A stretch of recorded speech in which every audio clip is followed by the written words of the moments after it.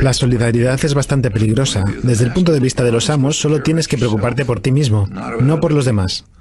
Y esto difiere mucho de lo que decían las personas que, según ellos, son sus héroes, como Adam Smith, quien basó toda su postura económica en el principio de empatía, fundamental en el trato humano. Pero tienen que desarraigarlo de las mentes de las personas. Tienes que mirar por ti mismo. La máxima reza, no te preocupes por los demás. Eso funciona con los ricos y poderosos, pero es devastador para el resto. Les ha llevado mucho esfuerzo erradicar esas emociones humanas básicas de las cabezas de las personas. Hoy lo podemos ver en la forma de hacer política, por ejemplo, en cómo se atenta contra la seguridad social.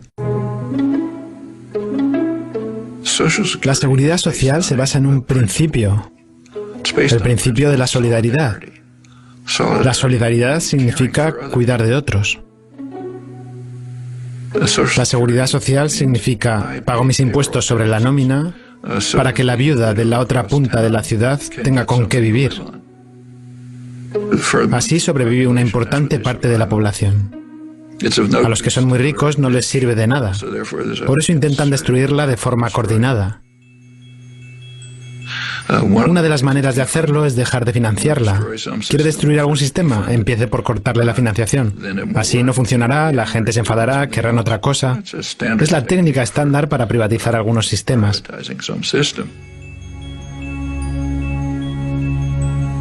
Lo vemos en sus ataques contra las escuelas públicas. Las escuelas públicas se basan en el principio de la solidaridad.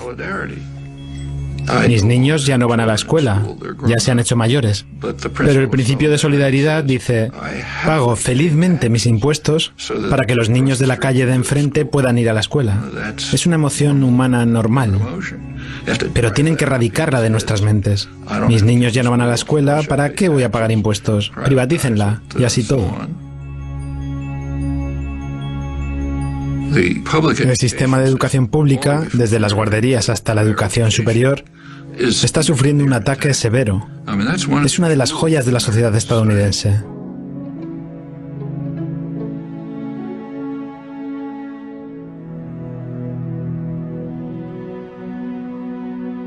Go back to the golden age again, the great growth period in the 50s and 60s.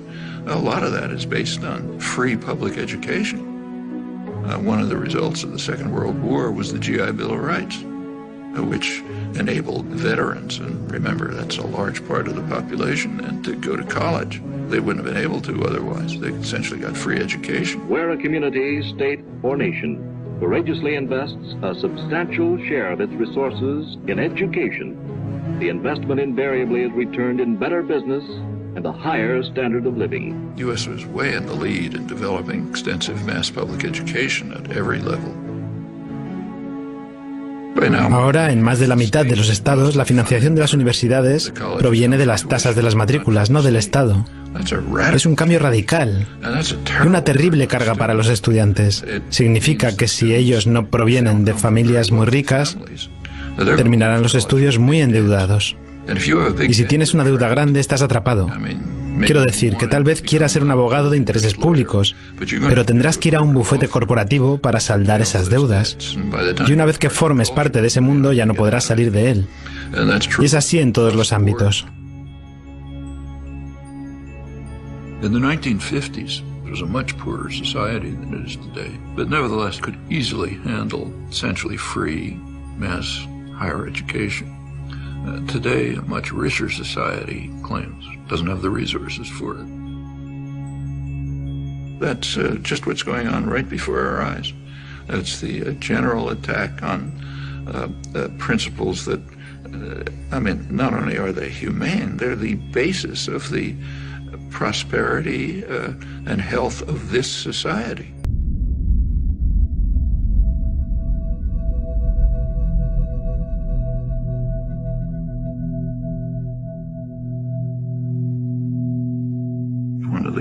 Uno de los más importantes científicos políticos, Martin Gilens, presentó un estudio de la relación entre las actitudes públicas y las políticas públicas, según el cual cerca del 70% de la población no tiene ninguna influencia sobre las políticas. Lo mismo puede pasar en cualquier otro país. Y la gente lo sabe. Como resultado de esto, la población está indignada, frustrada, odia las instituciones.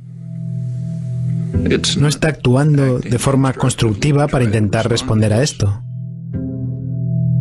Hay movilización y activismo populares, pero van en una dirección muy autodestructiva. Están tomando la forma de una furia sin objetivo preciso, de ataques de unos contra otros y contra grupos vulnerables. Eso es lo que pasa en casos como este. Eso corroe las relaciones sociales, pero ese es el objetivo. El objetivo es que las personas se odien y se teman unas a otras, que piensen solo en sí mismas y no hagan nada por nadie más. Y eso se puede ver de forma sorprendente cada 15 de abril. El 15 de abril, el día en que pagas los impuestos, se mide lo democrática que es la sociedad. Si la sociedad fuese realmente democrática, el 15 de abril sería un día de celebración. Sería un día en el que la población se reúne y decide cómo financiar los programas y actividades que se han formulado y acordado. ¿Qué podría ser mejor que eso? Debería ser una celebración. Eso no es lo que ocurre en Estados Unidos. Es un día de luto. Es un día en el que un poder ajeno, que no tiene nada que ver con uno, viene a robar su dinero, ganado con el sudor de su frente. Y uno hace todo lo posible para evitarlo. Esto es una especie de medida, al menos en la conciencia popular, de cómo está funcionando la democracia en realidad. No muestra una imagen demasiado atractiva.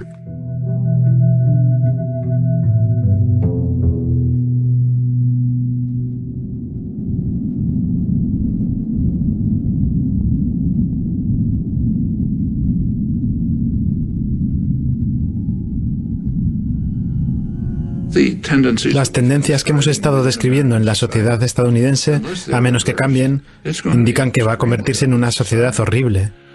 Quiero decir, una sociedad basada en la vil máxima de la que hablaba Adam Smith. Todo para mí, nada para el resto.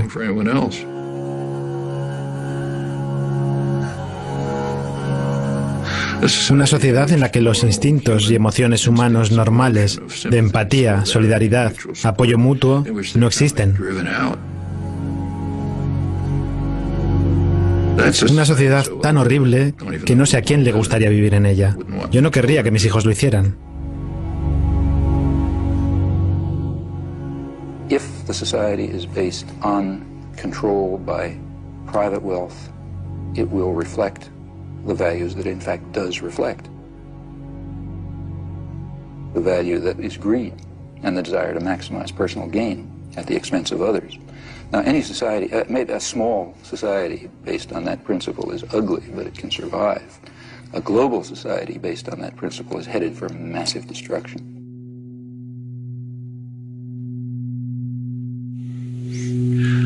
Yo no creo que seamos lo suficientemente inteligentes como para diseñar en detalle lo que sería una sociedad perfectamente justa y libre. Podemos guiarla y, más importante aún, podemos preguntar cómo podemos progresar en esa dirección.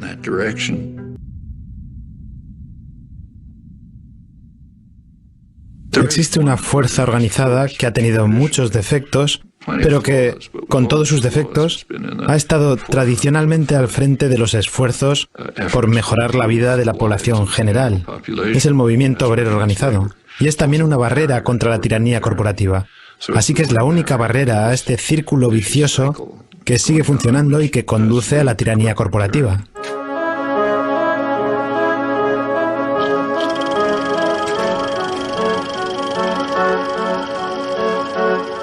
Una de las principales razones del ataque concentrado, casi fanático, contra los sindicatos, el movimiento obrero organizado, es que son una fuerza democratizadora.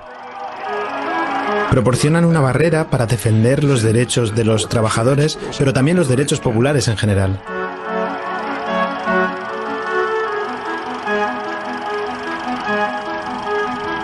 Esto interfiere con las prerrogativas y el poder de los que poseen y manejan la sociedad.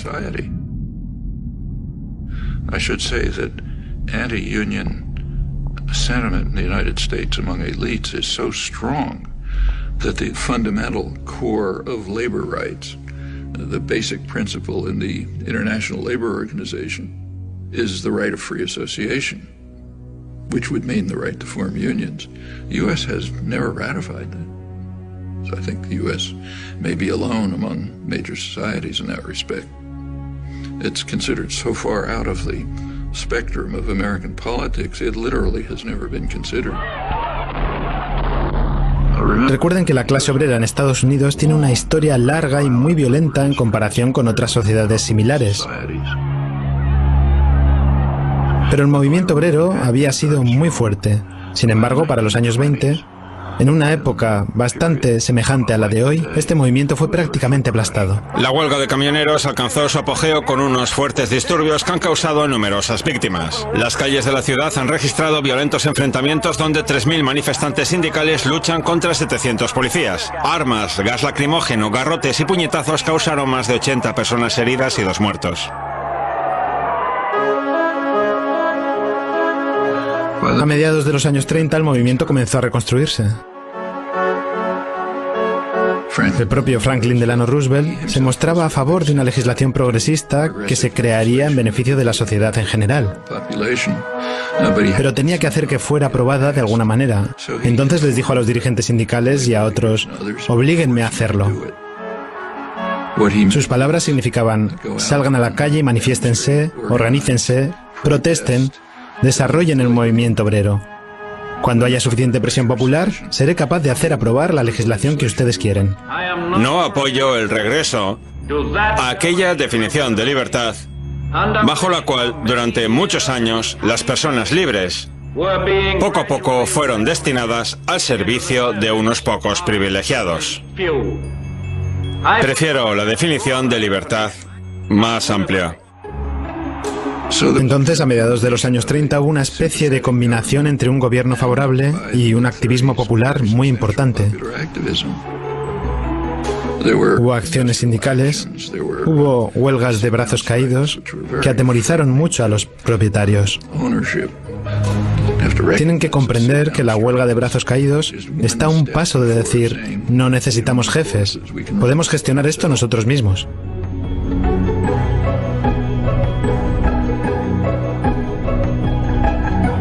Y los empresarios estaban horrorizados.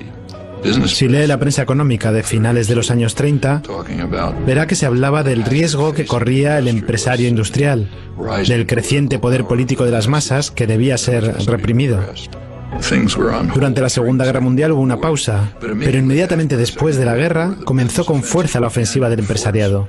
The Taft-Hartley Act was written for only one purpose: to restore justice and equality in labor management relations.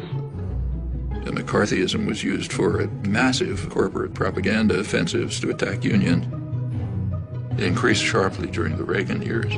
I mean, Reagan pretty much told the business world, if you want to illegally break organizing efforts and strikes, go ahead. They are in violation of the law, and if they do not report for work within 48 hours, they have forfeited their jobs and will be terminated. Continued in the 90s, and of course with George W. Bush, who went through the roof. Actualmente, menos del 7% de los trabajadores del sector privado tienen sindicatos.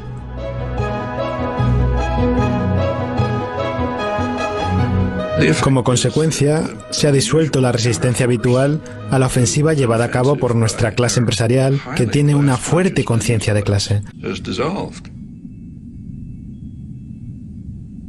Now, if you're in position of power, you want to maintain class consciousness for yourself, but eliminate it everywhere else. You go back to the 19th century, in the early days of the Industrial Revolution in the United States, working people were very conscious of this. They, in fact, overwhelmingly regarded wage labor as not very different from slavery, different only in that it was temporary. In fact, it was such a popular idea, that was a slogan of the Republican Party. Well, that was Sin embargo, a los que tienen poder y privilegios no les interesa que el pueblo tenga ideas relacionadas con la conciencia de clase. No quieren que ellos sepan que pertenecen a la clase oprimida. Y como resultado, tenemos una de las pocas sociedades en las que simplemente no se habla de clases. En realidad, el concepto de clase es muy sencillo. ¿Quién da las órdenes? ¿Quién las cumple? Es lo que básicamente define la clase. Claro que es algo más matizado y complejo, pero es así básicamente.